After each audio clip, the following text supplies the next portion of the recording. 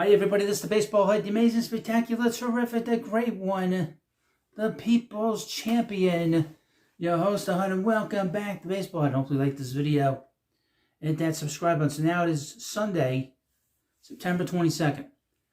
We have 7 games left in the Major League Baseball season for the New York Mets and the Atlanta Braves, and for the Arizona Diamondbacks, and for the San Diego Padres, I think. And it looks like the Padres are probably going to be the number 1 seed for the wild card. And it really is going to come down to what happens now these next 7 days, whether our New York Mets, America's team, whether they make it the postseason for the first time in 2 years. I want to talk about positivity. I mean, there's still negativity sort of skulking around. Mets Twitter, Mets online. But if you're watching this video, you want to deal with somebody that's very positive. I've been very positive about this group all year long, for the most part. I mean, got a little shaky in May, but you know they won 9-19. You gotta get shaky. And seeing as how they had one bad month last year, they just wrecked their season in June of last year. That June swoon. The Mets have put us in a position now, or they put themselves in position to get the postseason. They've won 86 games going into Sunday night. They have a chance to win 90 games. I didn't think was going to happen. I thought they'd have a good year. I wanted to be positive about the club because the Mets had a very talented front office now running this club now. I felt very positive about President of Baseball Operations, David Stearns. I wasn't sure about the manager. The manager is terrific. I'm very happy with him. But the positivity needs to come from the fans. We have one home game at home.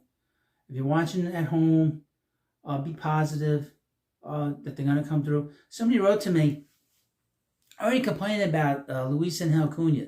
Already complaining. Saying he's going to be another Timo Perez. I wrote back to him.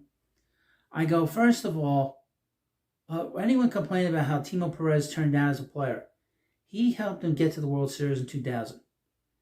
Because if you remember right, in that first series against the Giants in 2000 in the NLDS, Derek Bell was the Mets' leadoff hitter, got hurt, and he was out the rest of the postseason. And Timo became an everyday outfielder.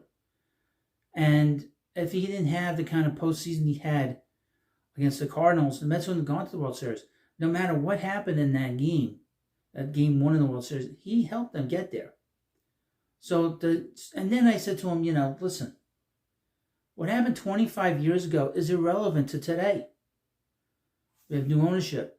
Most of these players weren't born in 2000. Some of these players weren't born in 2000. Acuna wasn't born in 2000. Why are you dumping all this baggage on yourself and on this young man? There's no reason to do that. Why are you putting that pressure? That's one of the things that I don't like from social media. And really from fans a lot of times. It doesn't matter which fan base it is. So they always put a lot of pressure on the players to have to live up to something that happened 30 years ago, or 40 years ago, or something that happened in the 60s, or something happened with Dave Kingman. People started complaining about Pete Alonso being Dave Kingman. I know one thing. The people in the ballpark on Sunday night are going to be cheering very hard for Pete Alonso because it might be his last game at home during the regular season with the Mets. So I want to see Met fans cheer him. I will cheer him when I'm home, watching ESPN and watching the Mets play their final game at home. It's a shame that they have to play at night, but that's all right. The Mets are going to have a very interesting road trip coming up. But you need to be positive. I said this very early on in April. Have to be positive. Don't be negative. The negativity is not good. Cheer the players. Root for the players. Want the players to do well. Now, I've said, and I felt this way for the last few years. I felt this way since 2019. We basically got the same team, for the most part. Lindor came in 21, but Pete Alonso, Jeff McNeil, although McNeil's hurt. The Mets have basically had kind of the same kind of group together for the last 4 or 5 years. And I have felt for a while this group should have won a hell of a lot more than it did. That there was so much talent on this team, it was just going to waste. And I kind of pinned it down why they didn't do better. One, a lousy front office. Two, lousy ownership. We know the Mets had terrible ownership for 40 years. They were sort of going against their own benefit, shooting themselves in the foot all the time, doing stupid things, and we didn't have good managers here. Really, the two best managers the Mets have had here over the last, really since the 90s have been Bobby Valentine and Buck Showalter. And Buck kind of like fizzled out the second year, but Bobby was the best manager the Mets had. Things are kind of, there's a question mark with Mendoza. He's only managed, for a year this year, but he's been very good. But the point being is that I felt that this team had a lot of talent. Now they have to finish the job now. I mean, we got a 2-game lead on the Braves, 7 games to go. They could cough it up. That's what I mean about being positive. But I feel now that the Mets have everything lined up properly now. The Mets have a good owner. We have a great owner. We have a good front office. A good guy that knows what he's doing. Just watch the Brewers. The Brewers will tell you what kind of organization he puts together. And the Mets might finally have a really good manager that has the respect of his players, knows how to run a game. People have been complaining about the bullpen usage, and they basically, I hate Mendoza. Then I sort of make fun of them and say, fire him. Get 7 games left, fire the manager, bring somebody else in until somebody gets it right. But that's the one thing about a manager. The biggest issue a manager will have is his bullpen. And a lot of times, if he brings the guy in and gets it out, nobody writes to me. If he brings in a guy that doesn't pitch well, why did he bring him in? Fire him. You can't run a club like that. You can't run. You can't think like that. Fans, I guess, can think like that. I don't think like that. But this video is basically my pep talk to you. If you're watching this video, I want you to be fired up this week. This is going to be a great week. It's been a great season, really. After that month of May, it's been great.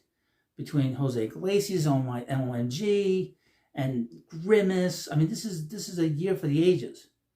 The little, Chihuahua, Seymour Wiener. I'm not being fresh. That was the veteran that came out. He was like 100 years old. His name was Seymour Wiener. I'm not joking. And then Max Wiener, the guy that dressed up like a pimp. It was an unbelievable season. In so many ways. But the most important thing is the club, how they played. Give credit to the manager, the coaches, the players that are here. When a player didn't play well, they got him out of here. If he was dead weight, like Omar Narvaez, they got him out of here. If there was dead weight, like Jorge Lopez, got him out of here. Jorge Lopez, by the way, absolutely destroyed and wrecked the Cubs season a few weeks ago. So the Mets have brought in good players that want to win. They're hungry. They're playing well. The defense is great. The pitching staff has been really good. Got to give credit where credit is due with Jeremy Hefner. And Francisco Lindor has been great. Got to get him on the field. I'm very concerned about that back. I'm very concerned by that. Long term. He's had a problem with his spine. That concerns me. But this is like my little pep talk to you. So when the Mets play on Sunday night, just watch it, enjoy it. This has been a great season. No matter how it ends, I don't think it's going to end next week. So I'm going to continue on, get to that first playoff series, and we'll see what happens. And we'll just give it a shot, and we'll see where the Mets are when we get to next week. So I will mention I will have live streams after every game this week, starting Sunday, Monday, Tuesday, Wednesday, Thursday, the whole week after every game. And it's all good. So Mets are playing well. They continue to play well. Like I said, I'm going to have live streams, going to discuss it every day. We'll have a live stream on Monday talking about where the Mets are going to be. Hoping the Mets will win tomorrow against the Phillies, tonight against the Phillies. And you need to subscribe to this baseball channel. This is the best Mets fans channel on the internet. Best podcast, yada, yada, yada. And of course, we have a lot of fun here. I have a big sense of humor. It really helps, trust me.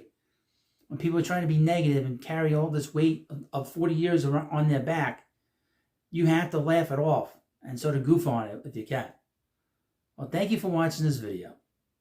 Please subscribe to the Baseball Hut, best YouTube channel about the Mets. you can ever find in your life. Thank you, and I'll see you later.